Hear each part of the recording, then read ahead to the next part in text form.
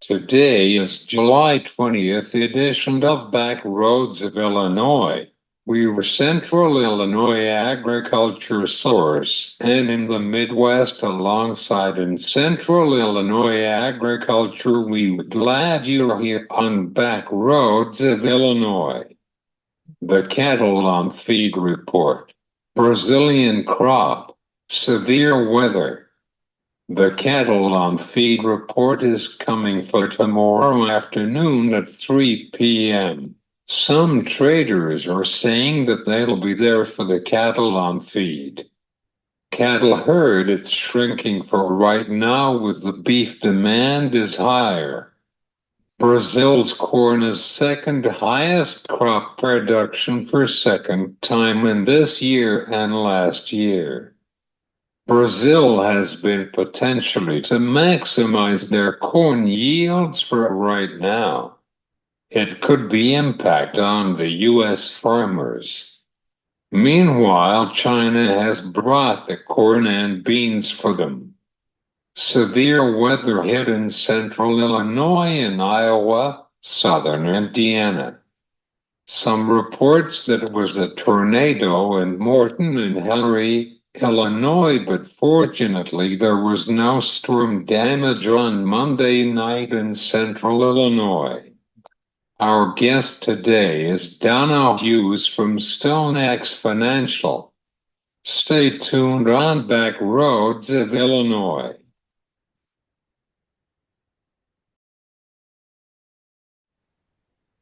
Today, we were joining with Donna Hughes from Stonex Financial for Today on Back Roads of Illinois. Welcome back. Donna, how are you? I am good, thank you. Glad to be here with you today. Let's start with our conversation about the grain market for today. Alrighty.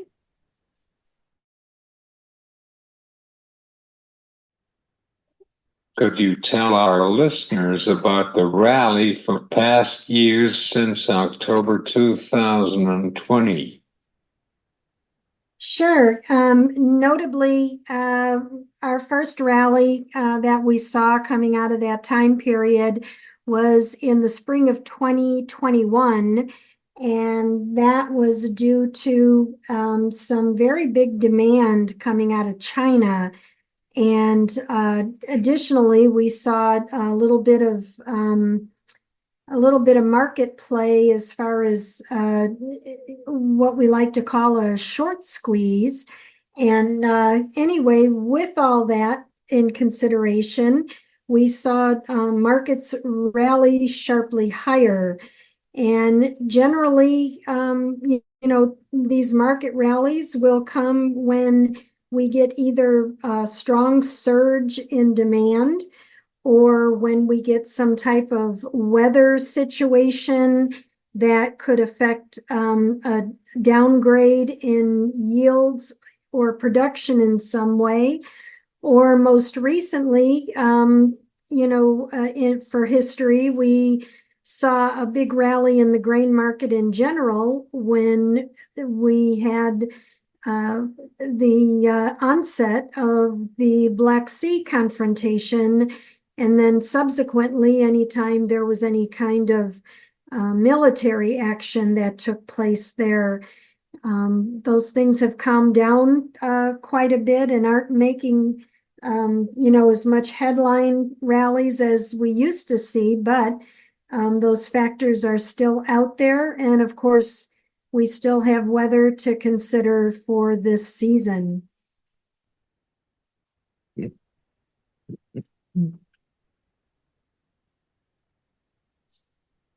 Tell us what happened with the corn markets for right now. So right now, we are looking at corn prices at levels we haven't seen in quite some time. It's making it a bit difficult for producers to be able to be optimistic about pricing and break evens and cost of production and all of that. We have a large number of producers who are thought to have substantial supplies in storage. And so that weighs on the market. And if and when the time comes that, they're having to release those supplies because we've got new crop coming on board with harvest, that could, cause us to drop even lower. The recent USDA WASDE report that came out, just a few days ago showed that corn production for 24-25 is forecast to be up 240 million bushels on bigger planted acres and harvested area. And that yields they're predicting to be around 181 bushels per acre. So with that, that's quite the crop to be considering. But demand and domestic use also have to be considered. And so that's going to be something that'll factor into those numbers as well.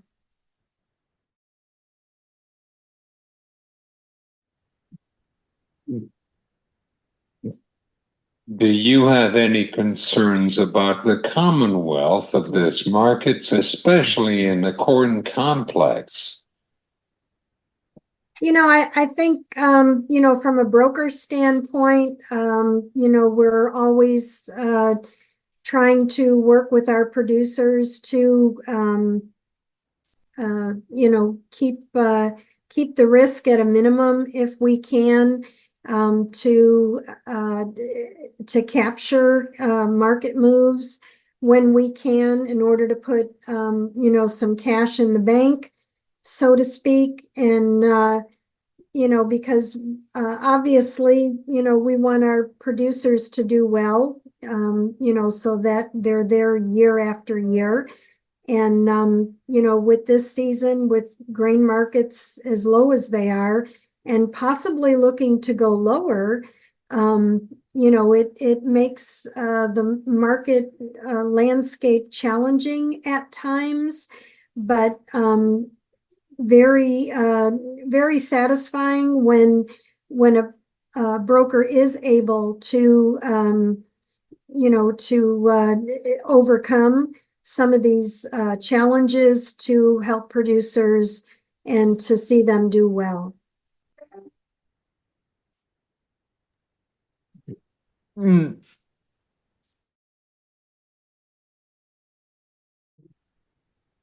How are things in the wheat complex?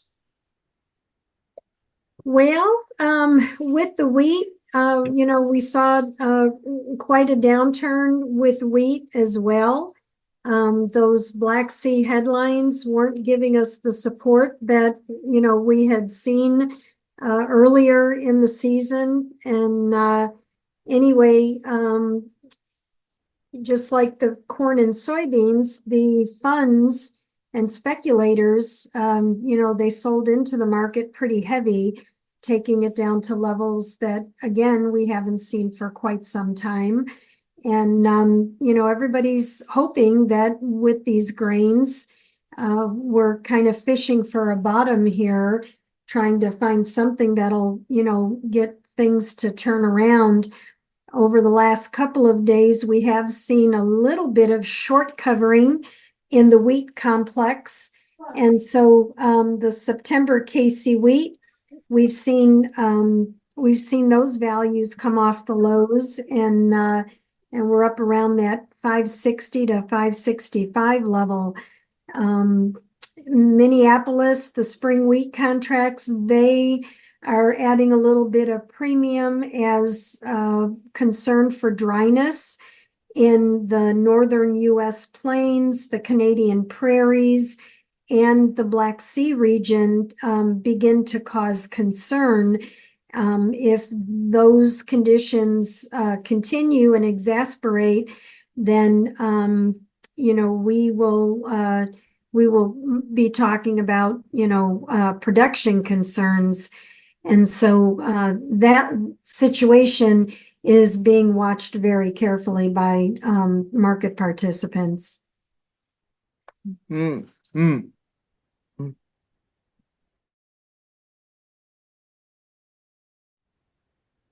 Is there anything would you like to go to tell our listeners about the cattle on feed report for tomorrow? The cattle markets have been a little bit skewed, if you want to use that word. We have seen strength in the cash markets. This week's cash markets so far have been just about steady. And, this comes at a time where,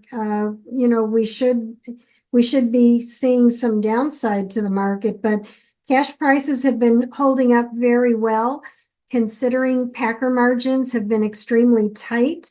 And this is a time of year where we see box beef values grind lower, which cuts into those margins. So if packers are paying steady to higher money, that's only adding negative to their margins. But the futures seem to be running at a discount to the cash, and that makes it difficult for producers to make decisions concerning hedging, because the futures are not accurately reflecting the cash markets at this time, or one could say vice versa.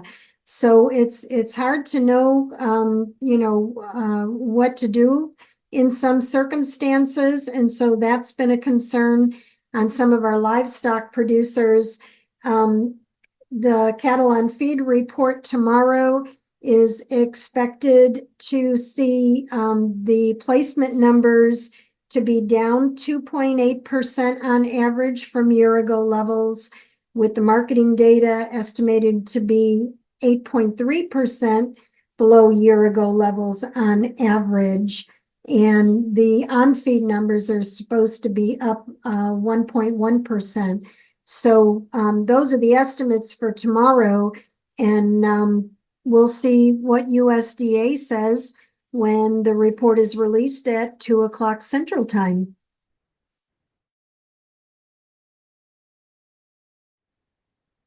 Do you see increasing the demand for export and home?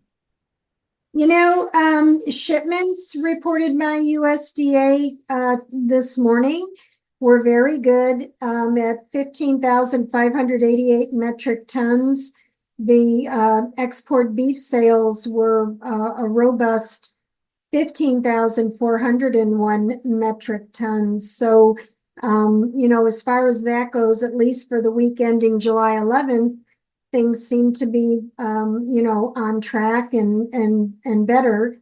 And so, if we could continue to see that materialize week over week, then that would be, a very good thing.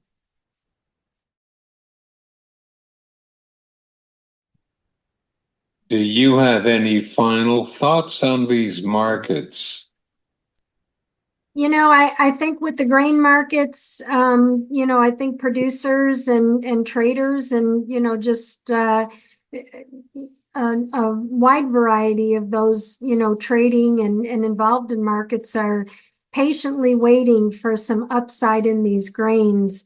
And, the concern would be, well, if we don't get the upside and we continue to drift lower, do producers have enough protection on in case corn gets to, sub $4, if we see sub $5 in the wheat, and, soybeans with a 9 handle in front of it.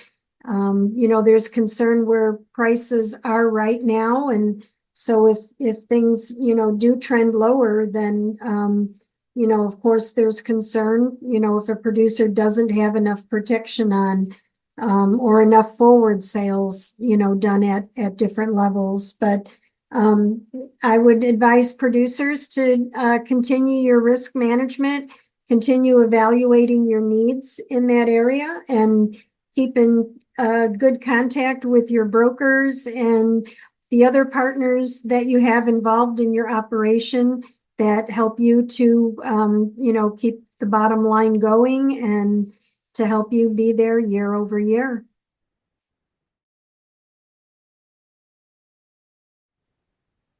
Thank you very much. Thank you. It was great to be with This you is today. Donna Hughes from Stonex for today's program on Back Roads of Illinois.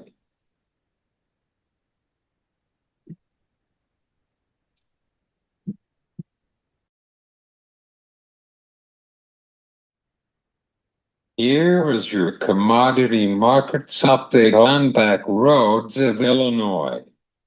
Corn futures finished in up 8 to 7 cents. Soybean futures finished in up 8 to 10 cents. Wheat futures finished in up 3 cents. Now that we are going to talk about the livestock market for today on this afternoon.